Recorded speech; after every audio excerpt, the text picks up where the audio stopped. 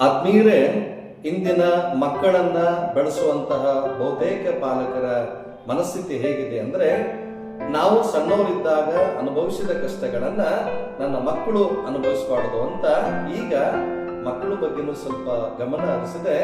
ಹಗಲು ರಾತ್ರಿ ಕಷ್ಟಪಟ್ಟು ದುಡಿದು ನಮ್ಮ ಮಕ್ಕಳಿಗೋಸ್ಕರ ಬಹಳಷ್ಟು ಆಸ್ತಿ ಮಾಡಬೇಕು ಅಂತ ಕಷ್ಟಪಟ್ಟು ದುಡಿತಾ ಇದ್ದೀರಾ. ಆದ್ರೆ ಮಕ್ಕಳ ಬಗ್ಗೆನೇ ವಿಚಾರ ಮಾಡ್ತಾ ಇಲ್ಲ. ಒಂದನ್ನ ಅರ್ಥ ಮಾಡ್ಕೊಂಡ್ರಿ, ನಿಮ್ ಮಕ್ಕಳು ಒಳ್ಳೆಯವರಾಗ್ಲಿಲ್ಲ ಅಂದ್ರೆ ನಿಮ್ದು ಎಷ್ಟೇ ಆಸ್ತಿ ಇದ್ರೂ ಅದು ಅವರಿಗೆ ಸಾಕಾಗಲ್ಲ. ಅದೇ ಮಕ್ಕಳಿಗೆ ಒಂದಿಷ್ಟು ಸಮಯವನ್ನ ನೀಡಿ ಅವ್ರಿಗೆ ವಿದ್ಯೆ ಸಂಸ್ಕಾರವನ್ನ ನೀಡಿ ಒಳ್ಳೆಯವರನ್ನಾಗಿ ಮಾಡಿದ್ರಿ ಅಂದ್ರೆ ಖಂಡಿತವಾಗಿಯೂ ಅವ್ರಿಗೆ ನಿಮ್ ಯಾವ ಆಸ್ತಿಯೋ ಅವಶ್ಯಕತೆ ಬೀಳಲ್ಲ.